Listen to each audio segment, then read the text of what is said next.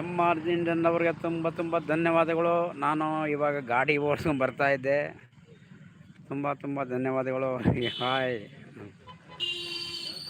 ಜ್ಞಾಪಿಸ್ಕೊಂಡೆ ತಮ್ಮನ್ನ ಜೈನ್ ಆಗ್ಬೋದು ಅಂತ. ಅದೇ ಜೈನ್ ಆಗಿದ್ದೀರಿ. ತುಂಬ ತುಂಬ ಧನ್ಯವಾದಗಳು. ನಾನು 5 ದಿನದಿಂದ ಬಿಡುವಿಲ್ಲದೆ ನಾನು ಸ್ವಲ್ಪ ನಗರದಲ್ಲಿದ್ದೆ. ನಮ್ಮದು ಸ್ವಲ್ಪ ಎಮರ್ಜೆನ್ಸಿ ಇದ್ದಿತ್ತು.